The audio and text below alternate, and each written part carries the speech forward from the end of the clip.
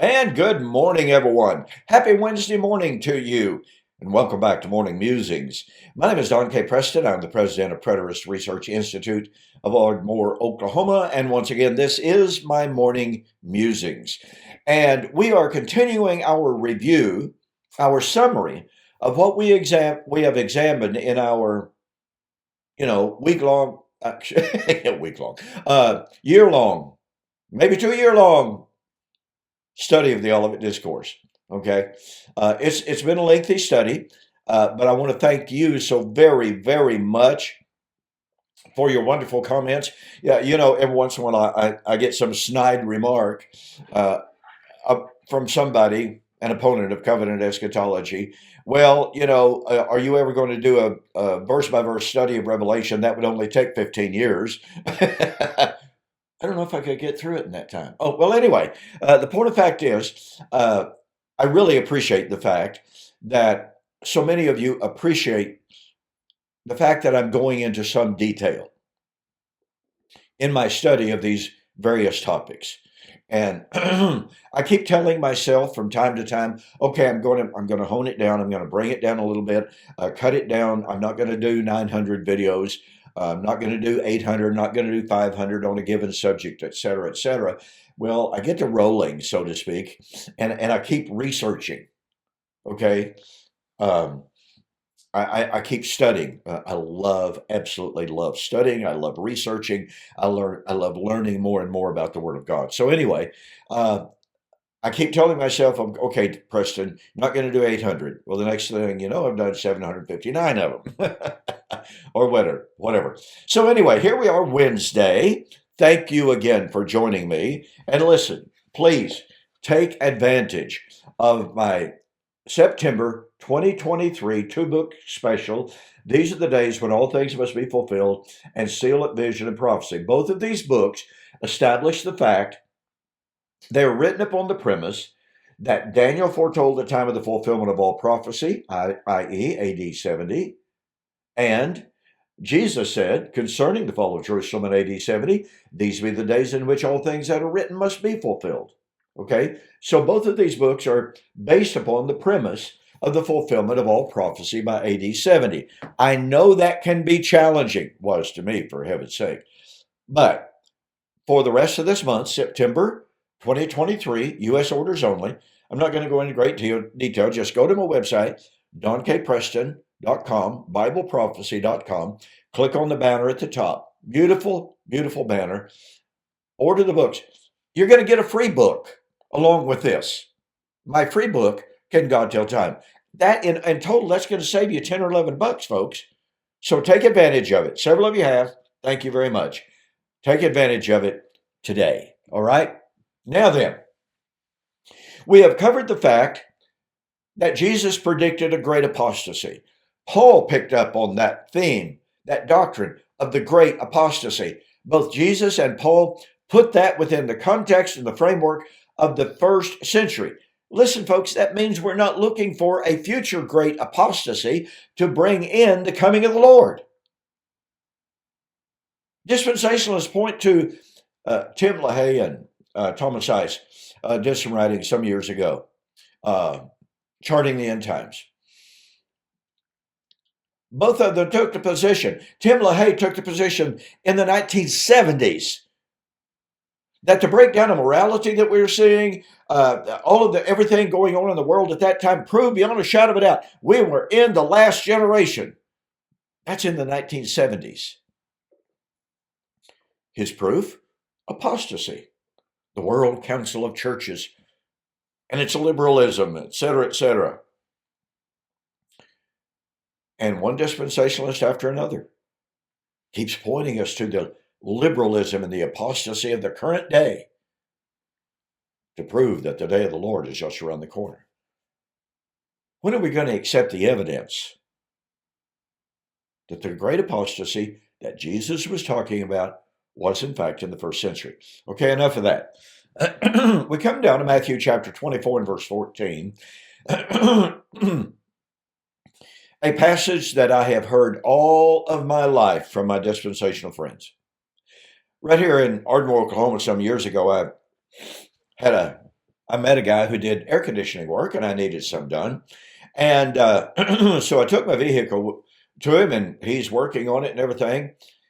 And just out of the absolute clear blue sky, I mean, related to nothing we'd been talking about, he turned around to me and he said, I want to tell you right now, Jesus said the gospel is going to be preached in all the world. Then comes the end, and it has never been done, but it is being done in our generation. Therefore, you are just flat wrong when you say Jesus has come.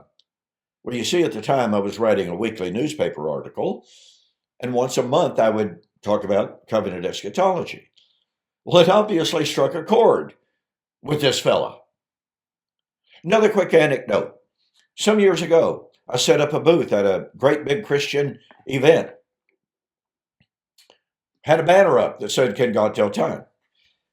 And a fella came by and we got to talking, and he saw the train coming, as it were. And he said, wait a minute. No. That can't be true. You cannot be true. I said, why? He said, because Jesus said, this gospel of the kingdom must be preached in all the world, then comes the end. And he said, I'm telling you right now, our ministry is involved in fulfilling Matthew 24:14. Our ministry is preaching the gospel into all of the world, and that means the coming of the Lord is just around the corner. I said, let me ask you a question. If I could prove to you that Jesus' prediction was fulfilled in the first century, what would that mean? And he stood there with kind of a perplexed look on his face for a moment. He said, well, it would prove the Lord came in the first century. I said, okay. And he said, it would prove I'm wrong. I said, okay. I began to share with him, and I've written a book on this very issue, Into All the World, Then Comes the End. It's available on my website. I wish I could offer free shipping on this book. Unfortunately, I can't. The cost of the book is such. So anyway, go to my website, donkpreston.com, Bible Prophecy. Go to the store and order the book, Into All the World, Then Comes the End. In that book, I have a chart, ladies and gentlemen. I demonstrate that every single word that Jesus used to predict or to command the preaching of the gospel into all the world. Now, he used cosmos, preach the gospel to every nation, ethnoi. Preach the gospel to every creature, ktisis. Preach the gospel to all the nations, again, ethnoi. Preach the gospel into all the world, oikumene. Every single word. Listen to me very carefully, ladies and gentlemen, and please catch the power of this.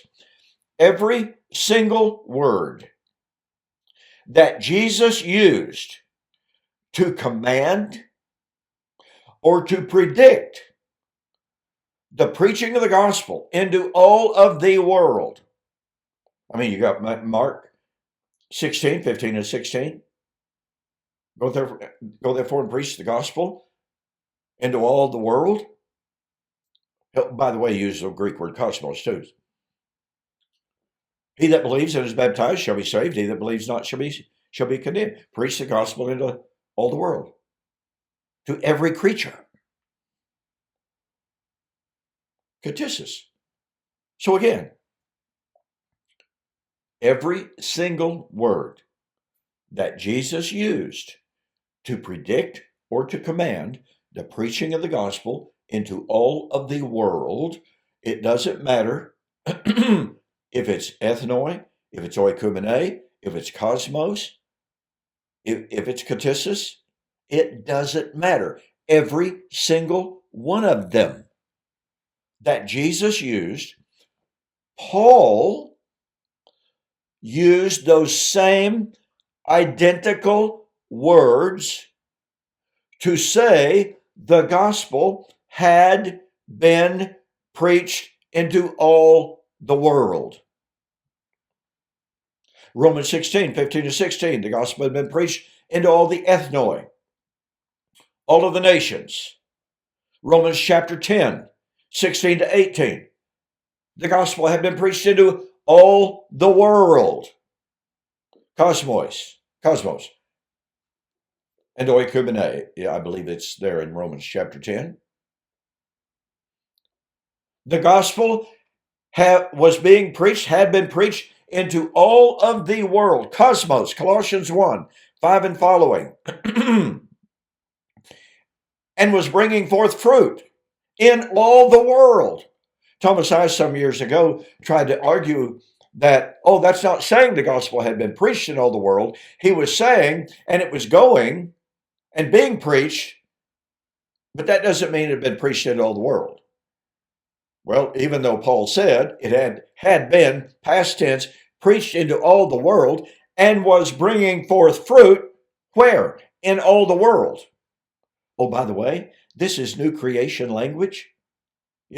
Original creation, be fruitful and multiply. Colossians chapter 1, 5 through following. The gospel has been preached into all the world and is bringing forth fruit. So anyway, Colossians chapter 1, verse 23. The gospel has been preached to every creature, ktissis, under heaven. Every word, ladies and gentlemen. Now, someone jumps up and says, well, now, are you telling me, Preston, that Paul was saying the gospel had been preached into South America, China? Or are you saying it had been preached in Russia? Well, you see what's happening here is a shift.